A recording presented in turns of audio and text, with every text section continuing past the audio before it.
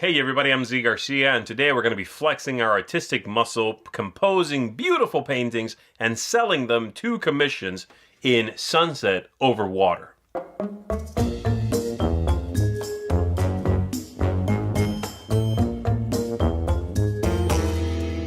In this game, the players are going to be simultaneously deciding what they want to do for the round, moving around a grid of cards that represent paintings, acquiring those, and then selling them for commissions in order to get the highest score. Let me show you how it works. We'll come on back after that. I'll tell you how it feels and if I think it's a good game.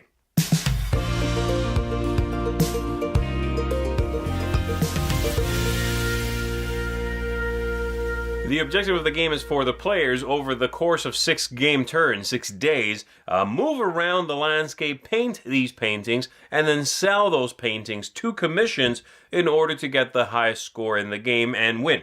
So to set it all up, we're going to display of these cards a 5x5 grid, set the rest of them aside. Each player begins in the center of the board here, and then we're going to shuffle up and display a number of these commissions equal to the number of players plus 1. So in this case, I've got 3 players. We'll flip over 4 of these, and these are what's required from the players in order to make that commission, to sell that painting or those paintings.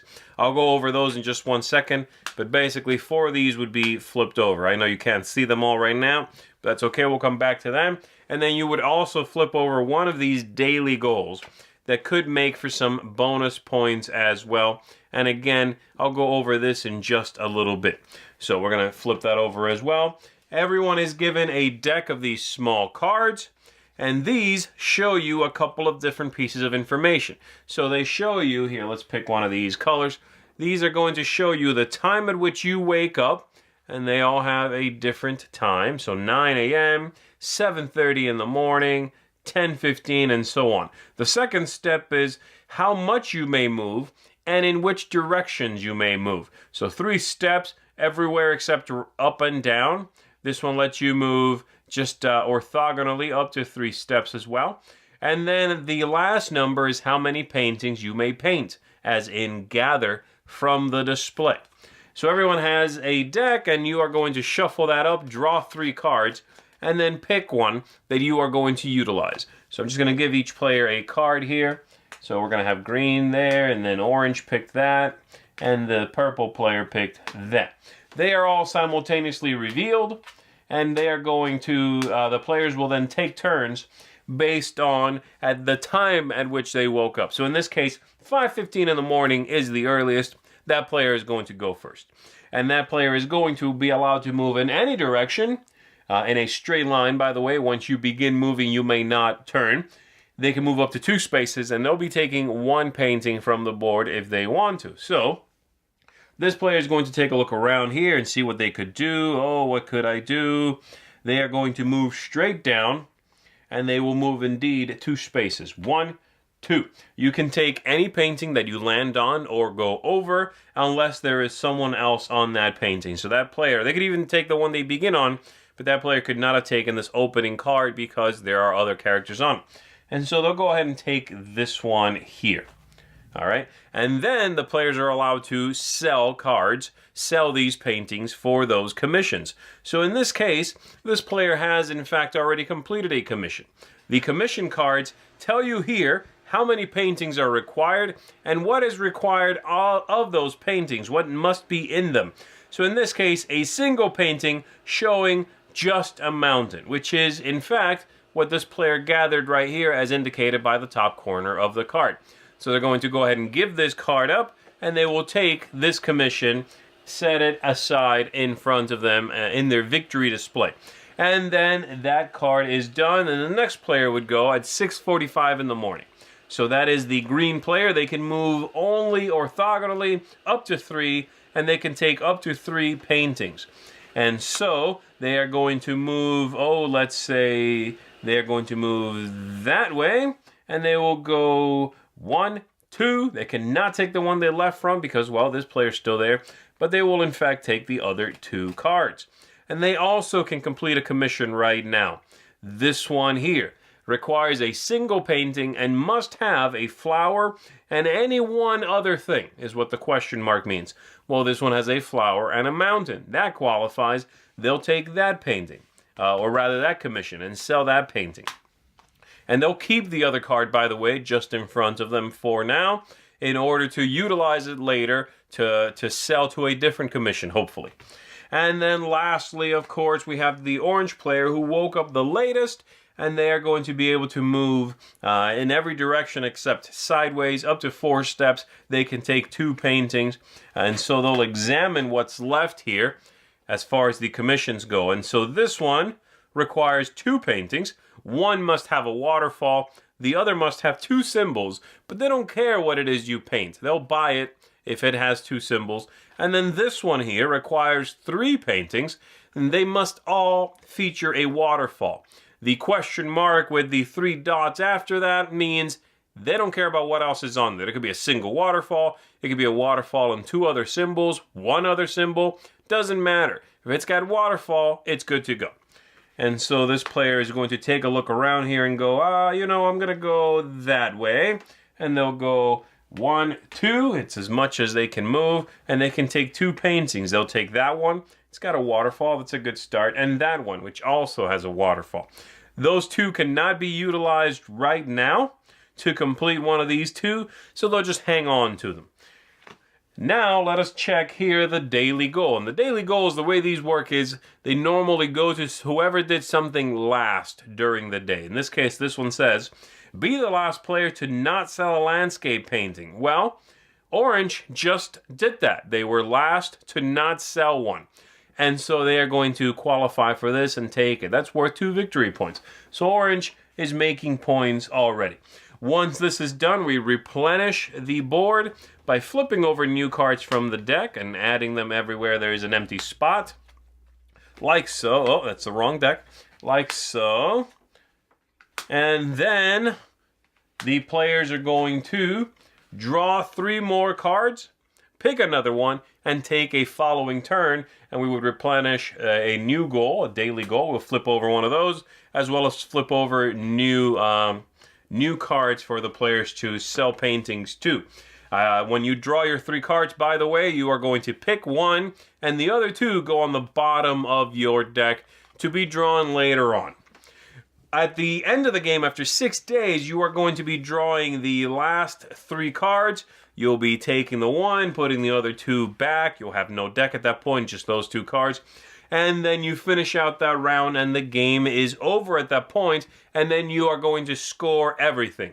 And your final score comes from, as is shown here on the card that every player is given, by the way, which has on the front your phase planning, your phase 1 planning, and your phase 2, which is trekking.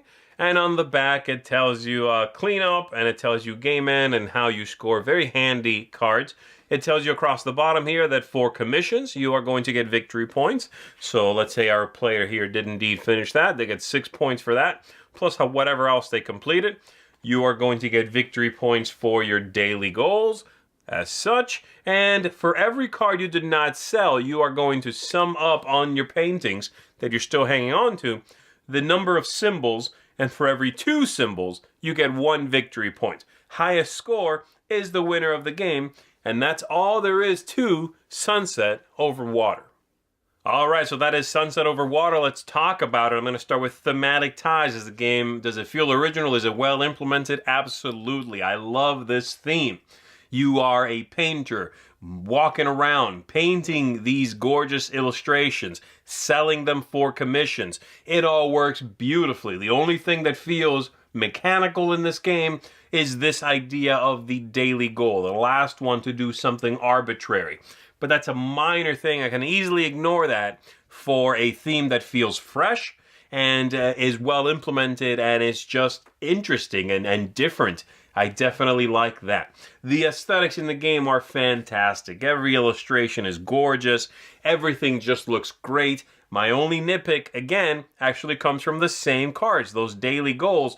I don't like, and this is again very minor quibble, that the background is this tan khaki color and the letters are still white.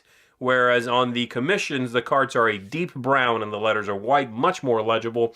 I do wish they had switched the the font, either the color, the background color, or the font on those daily goals. Other than that, everything looks great. Just beautiful production. The replayability, does the game scale well? Are there new things to discover? I think the game scales very well and, in fact, has a single-player mode that I did not mention in the overview, but works very nicely. Now, it is one of those single-player modes in which you simply get a score and then you compare how you do from game to game. Just try to best your own score.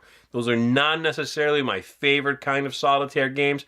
I like the win-lose style of game ending, but it works very nicely. They give you a couple of new concepts to play with. They adapted this to a solitaire game really smoothly. There is no fake second player, none of this stuff. Very nicely done. And like I said, I think it scales really nicely through the entire player count.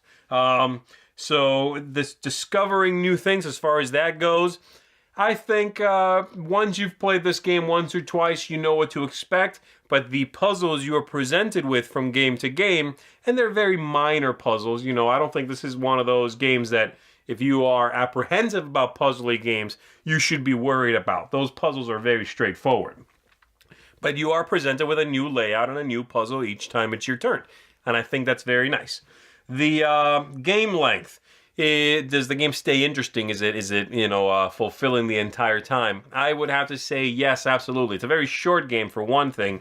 You play 6 rounds, 8 rounds if you're playing solitaire, and each one is engaging. Sometimes you want to go early because you want to grab that one card. Sometimes you want to do more, so you're okay with going later and risking that something you want is not there anymore, or that someone creates a gap in your path, which, by the way, you cannot cross. If there is a gap in your way with a card missing, you cannot go over that gap. You can go over other characters sitting on cards, but not a gap in the display. And so that's also cool. And of course, the goals, those commissions, do not replenish throughout the round, only at the end of the round. So you have to decide, when do you go? Do you do less early? Do you do more later? Hopefully that's neat. And I think the game length is appropriate for that. So, ease of play. Does the game feel fiddly? Are there any rules that seem out of place? Anything like that?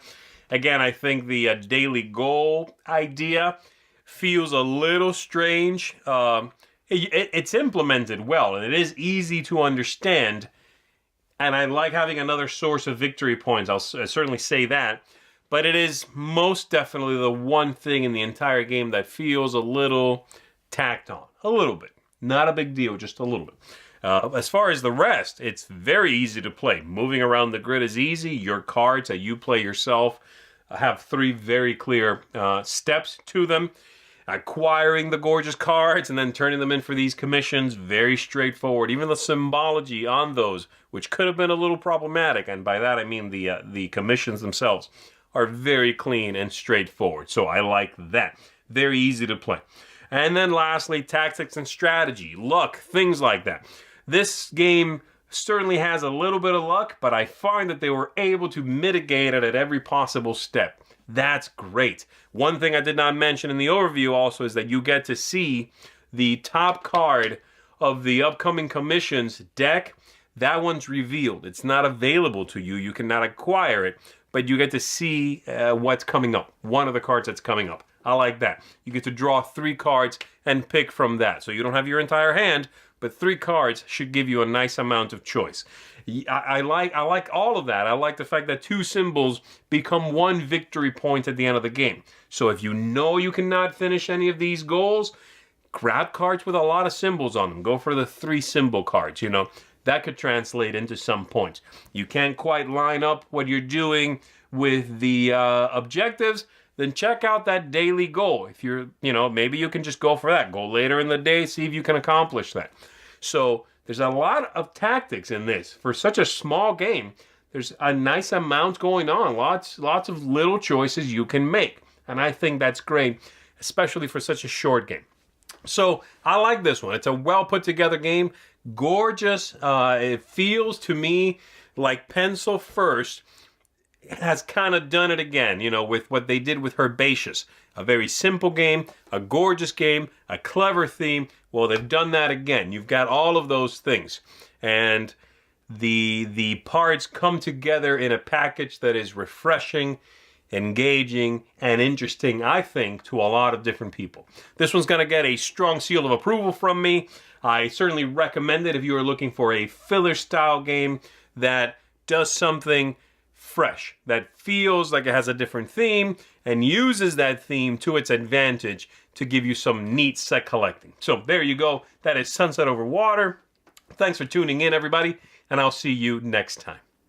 Thanks so much for watching the Dice Tower videos. Find more great videos and reviews, as well as our top-rated audio podcast at Dicetower.com. The Dice Tower is sponsored by Cool Stuff Inc., where you can find great games for great prices. Cool stuff in stock.